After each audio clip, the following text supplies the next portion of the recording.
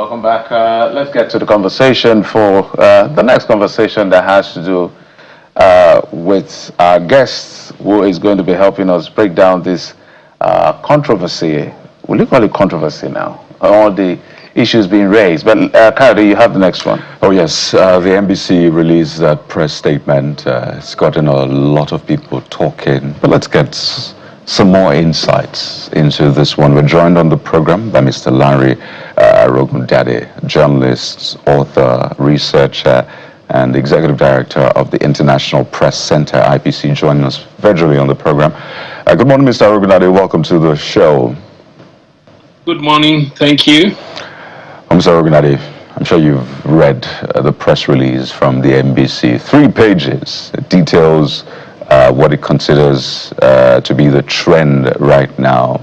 I think it's dangerous as we move to elections, and then calls presenters and anchors to order. There's been a lot about it. So let me get your first impression of the press release by the NBC in light of what, the Constitution provides as freedom of press in terms of global standards as well. Well, my first impression was that the press release was more or less looking like, 2 wrongs not making it right.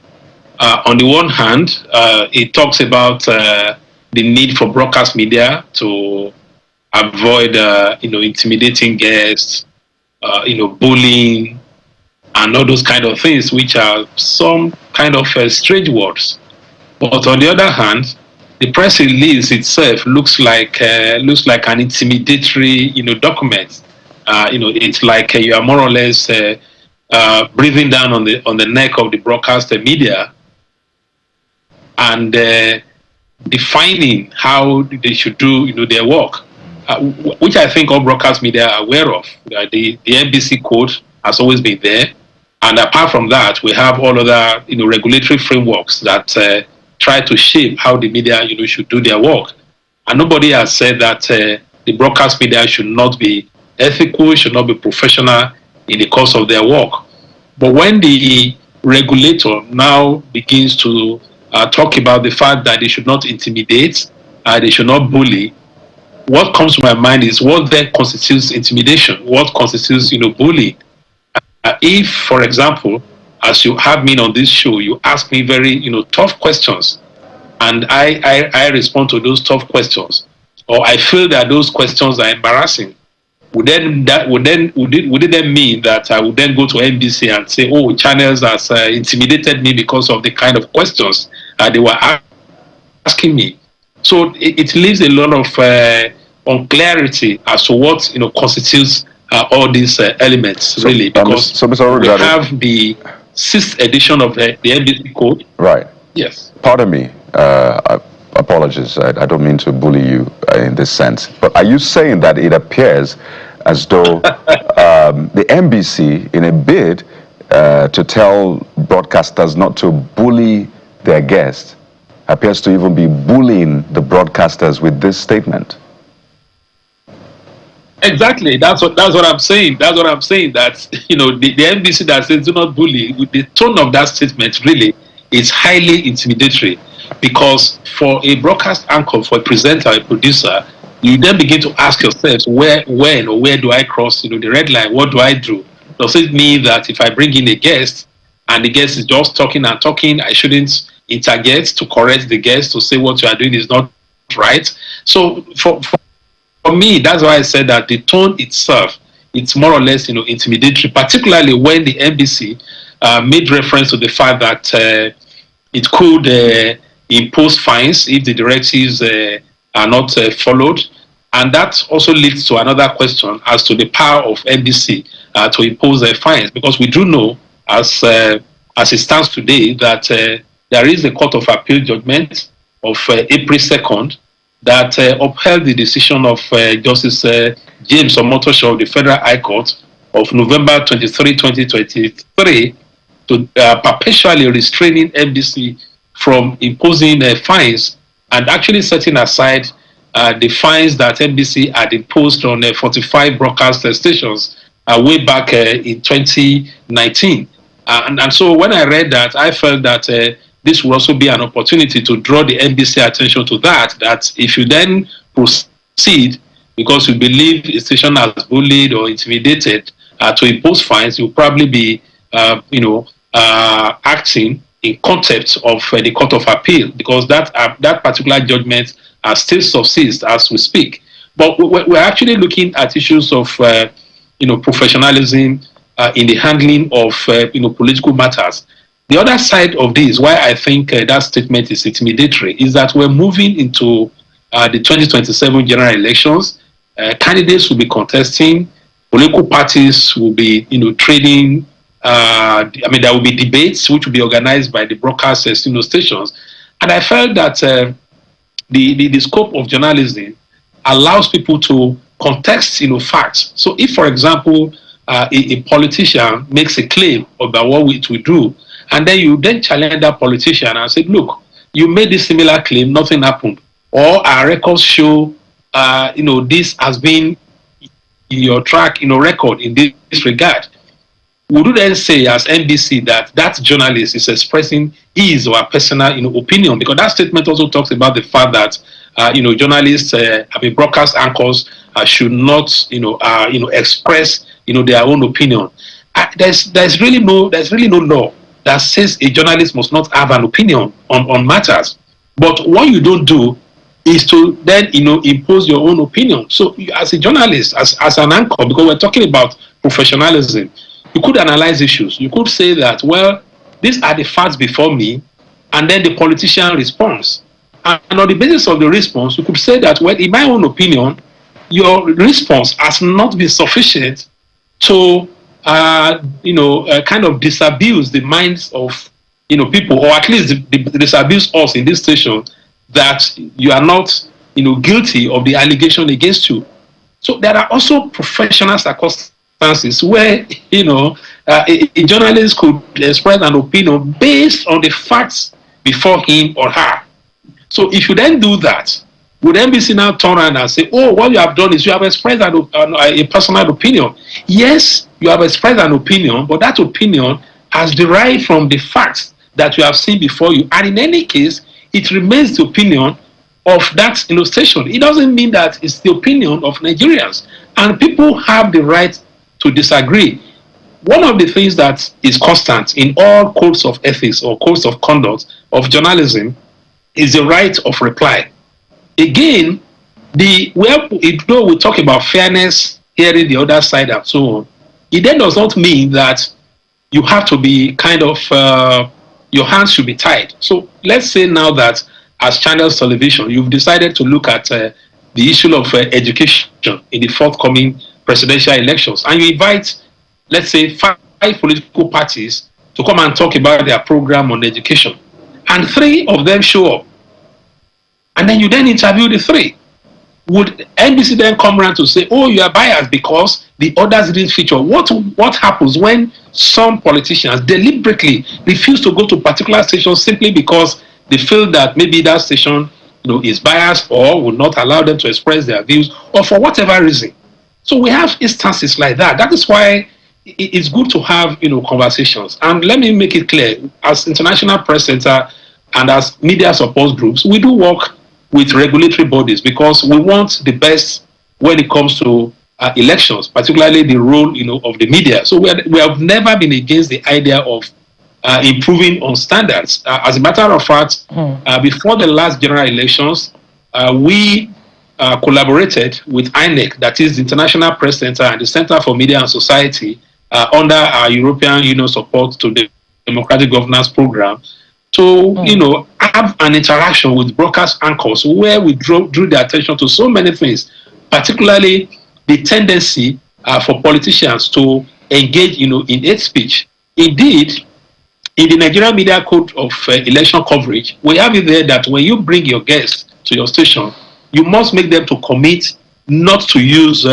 hateful language. But the experience has also shown that politicians, sometimes in order to make their point, would just suddenly go overboard because you don't know, for example, you don't know what I'm going to say next now. You don't know whether I'm going to say, oh, Mr. Anchor, I don't like the way you are looking at my face, or by the way, this other person, would you then hold the broadcast station responsible? So I feel that what NBC needs to do really is to have internal discussion, with broadcast stations. Invite them. They have representative associations. They have bodies to say, let's have conversation around these issues, rather than issue this kind of statement, which ultimately.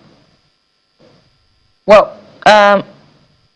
Rogundade, if we still have you, it appears as if there's a technical, break somewhere there. We hope that you return pretty soon. Really, it's like a threat to the broadcast media.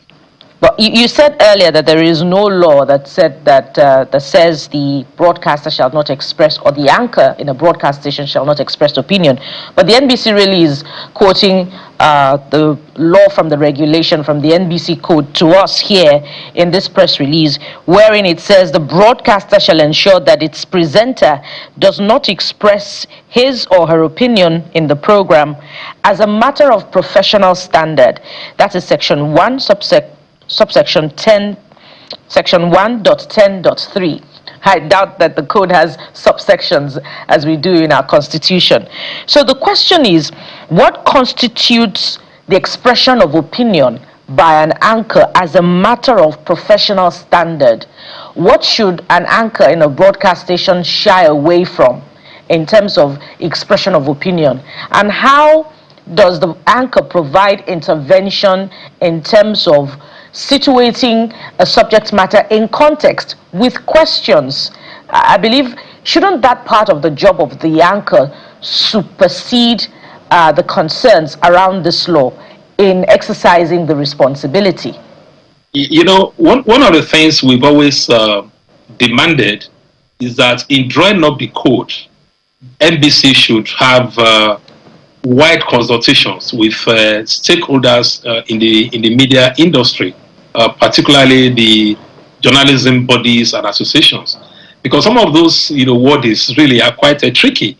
Because, like you said, so courts generally say that journalists must not present their opinion, as facts.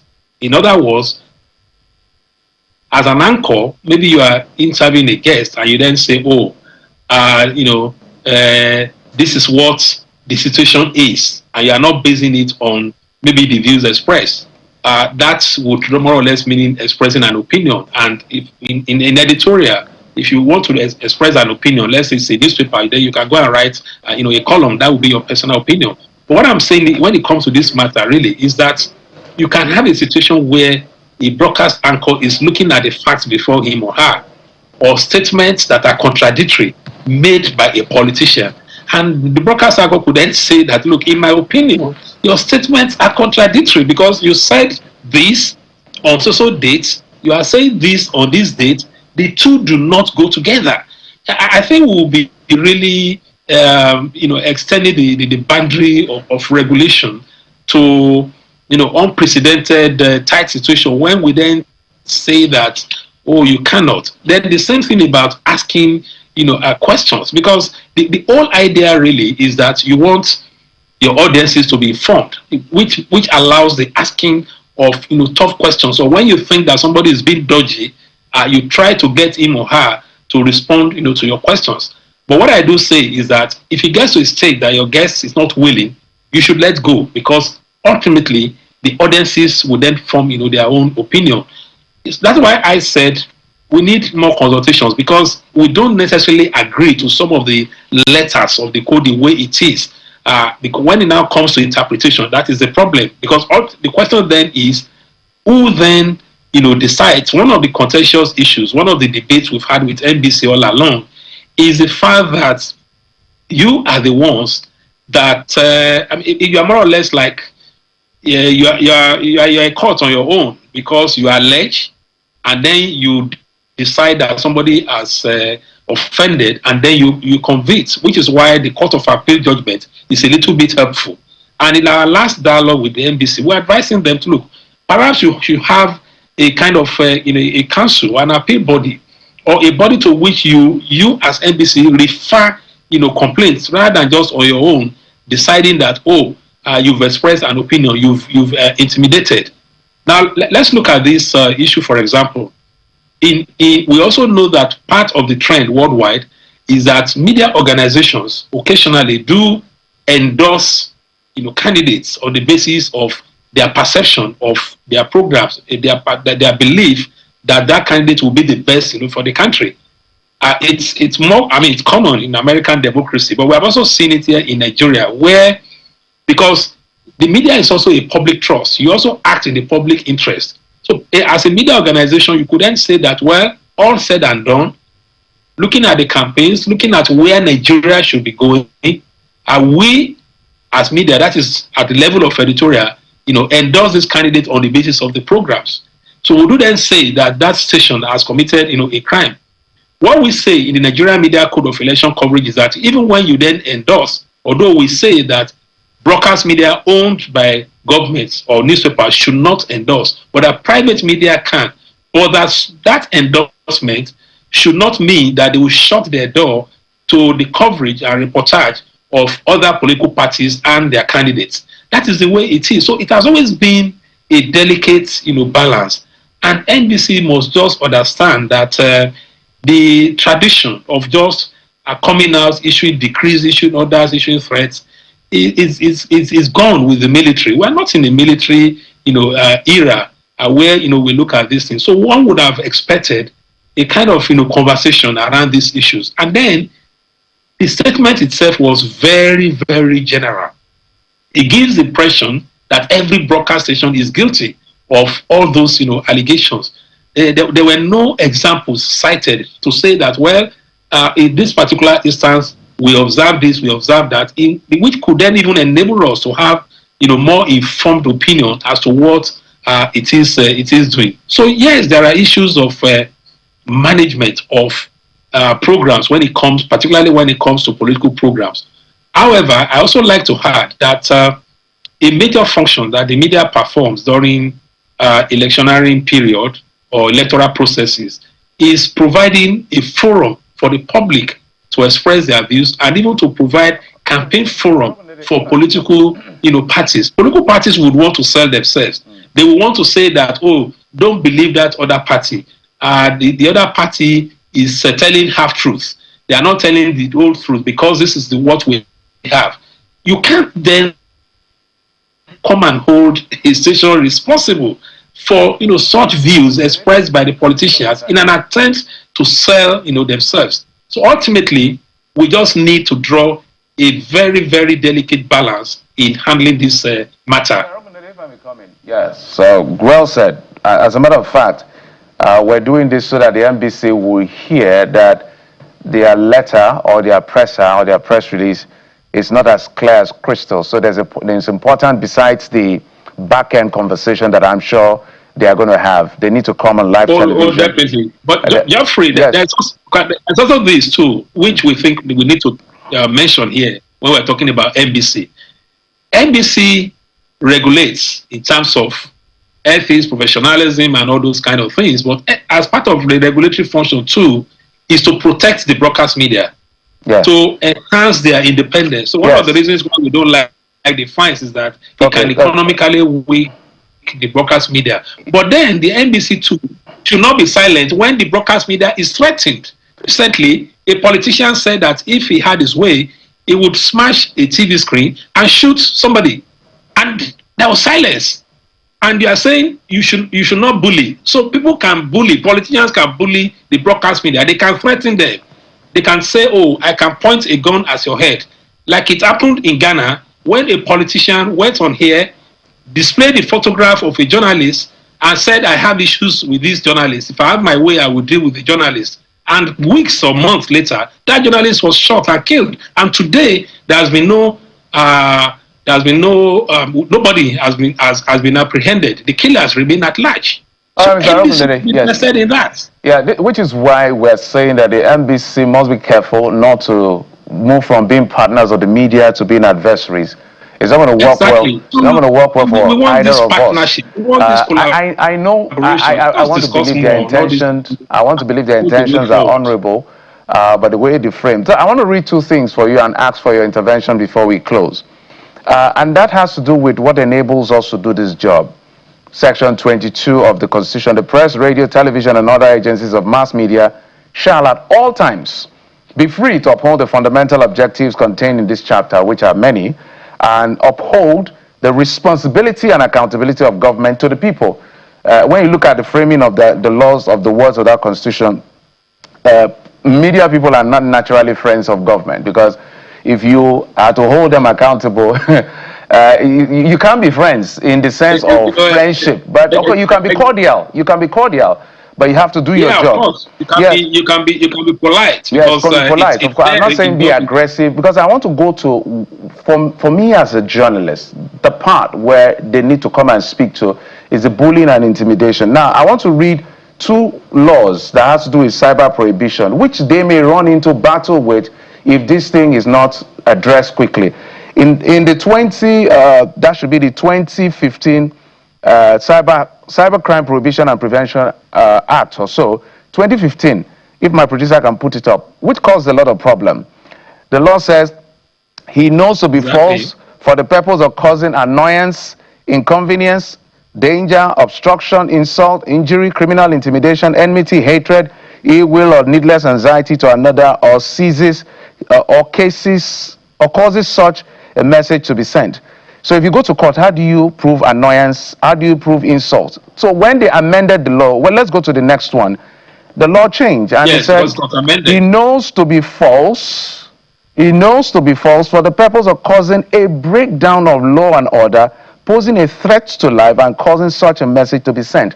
The reason I had to bring this, which is relevant to this conversation, is that when the NBC used presenters should not bully, or even the guests bullying or intimidate, it's ambiguous. It's subject to multiple interpretation, which that first framing of the Prohibition Act did. So if you were to advise NBC, imagine what they are trying to say. How should they have put it differently? Because it will look like they are trying to gag. Because I can guarantee them, right here on TV, that I have a job to do to hold the government to account. And I was giving an illustration now that A plus A can never be 2. 2 can only be 4 minus 2. So you're right. 3 minus 1. You're right. 2 plus 0. I will double down, triple down, quadruple down, except you don't want to answer. I cannot let you go. But exactly. intimidate. So the question really is who determines what constitutes an insult, and that is the danger. What we're trying to advise NBC is that don't create guidelines that give politicians to hide and then intimidate, the media. So let's say somebody is running for the office of governor, for example. Naturally, that person would have said, "Oh, I have done all this, I've achieved all this," and you have gone around as a journalist, which you should do, to look at those projects, and you discover that some of them are just white elephant projects, and then you begin to contest that with the politicians to say, "Oh, you said you constructed this number of roads. We've gone around, or civil society groups have gone around, and we've seen the evidence that you actually didn't, or that the hospital you built," and then the politician says, "Oh no," and then the next thing says, "Well, I said I've achieved." You are being sponsored by the opposition, and what kind of thing is that, really? So we've always been worried of laws that look like insult laws that say, "Oh, you should not insult, you should not." In any case, why are we treating a class of people in Nigeria as if they are not answerable, to the society? Because when you get elected, really, you are answerable. And what the media does really is to ask questions on behalf, of the people. So we must also not treat them so much so. Otherwise, we'll get a situation that even during campaigns, there will now be a law that says when the politicians go out to campaign, nobody should come to the rally and tell the politician that the politician is a liar, even if the politician is a liar. We shouldn't build this culture of silence, of letting people just go, with anything, because there's a broader context to this, the context of accountability. And I'm glad that you cited Section 22 of the Constitution, which talks about our responsibility to hold government, accountable. But let me reiterate again and again that for us as, a media observatory, we do see instances where some, broadcast anchors are not as professional as they should be. And there are instances where you can allow things, to go, because ultimately we are all answerable to what I call, in my own, a journalistic perspective, the fifth estate, the larger society.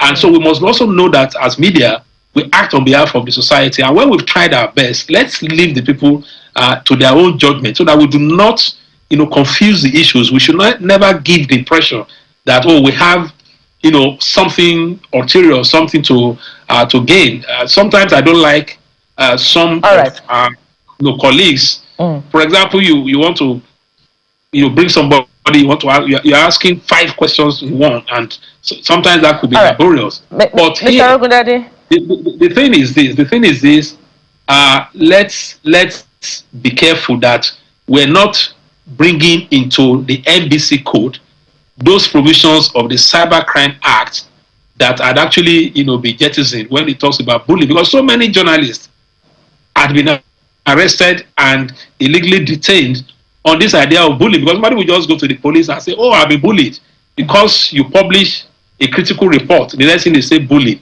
So what has been taken out of the Cybercrime Act should not be brought through the back door to the NBC code. And that's looking at it from a broader perspective. If we counted the number of our colleagues in the print media and in the online space who have been arrested for doing their jobs. Broadcast media. But you mentioned something very critical earlier on, which borders on the matter of regulation. You talked about the matter of fining broadcasters for productions that have sometimes gone awry. I'd like you to speak to the matter of regulation, especially with the intervention that is now being brought by broadcasters who are saying, it is our space, we want to regulate our space. We've had the establishment of the Society of Nigerian Broadcasters. Should the NBC still be providing regulation for broadcasters in 2026? And then somebody wants to know what happens if a guest bullies an anchor in a broadcast station. What should happen? So those two matters. Yes. Because we've seen that, we've seen guests also calling anchors names and threatening even anchors, and that's why I said that NBC as a regulator should also be interested in protecting the media. Now, to your question as to whether NBC should regulate, I would say yes, because we are in a pluralistic society, and the regulations that you've mentioned, that of the Nigerian Society of Broadcasters, the one I mentioned earlier on, that of the Nigerian Media Code of Election Coverage, and indeed the Code of Ethics of Journalists in Nigeria, all those are categorized as self-regulatory frameworks, and they do have certain limitations in the sense that they rely more on power of persuasion as to being able to impose sanctions, and that even when they try to impose sanctions or probably make recommendations as to the need to have some sanctions, it's always difficult to enforce. Now, we also have what we call the statutory regulations, and that is the official regulation. And because we're in a society where we cannot run away from media, so it's not just media alone. If you look at the consumer sector, for example, there's a regulatory body. If you look at advertising, there's regulation. So for us in the media, we cannot then say that we shouldn't be regulated in any way. What is important is that such regulation must align with best practices, best global practices, international standards, and must be in conformity with such conventions or international laws. For example, the United Nations plan of action on the safety of journalists and press freedom, which rests on 3 pillars of protection, prevention, and prosecution. Which means when there are crimes against journalists, there should be prosecution. So you are right in that sense that if as a broadcaster you are bullied, you are intimidated, you are threatened, NBC should actually act in your defense, because that should be their work. Then we have the African Charter on People's and Human Rights. And within the West African sub-region, we also have protocols on press freedom and safety of journalists. And that's one of the conversations we've had with NBC, that in the exercise of your regulatory powers, you need to take account of these other regulations, some of which, Nigeria is a signatory to. So you can't run away from that. So I wouldn't say that they shouldn't, regulate, but they should regulate in such a way that press freedom and the right of freedom of expression, which is actually broader, because this matter now is not just about the broadcast media alone, it's also about the guests you brought, the non-politicians that Mr. are part Ogunade, of the political process. So that's why I kept saying, let's draw an appropriate balance in this matter. And this is an all-important conversation. We had to really give it time because it concerns everyone, whether you are a practitioner, a regulator, or an everyday Nigerian. This is a very important pillar of our democracy. And we have to thank you, Mr. Ogunade, for starting off your Monday with us. On such note, we'll be speaking with the Executive Director of International Press Center, Mr. Lanre Ogunade. Thank you very much for making me part of this important conversation. Well, we'll take a break now, and when we return, we talk about governance at the local government, or the local level in this case. We started the conversation about Ikeja last week. I'll bring you right of reply, part 2. Stay with us, we'll be right back.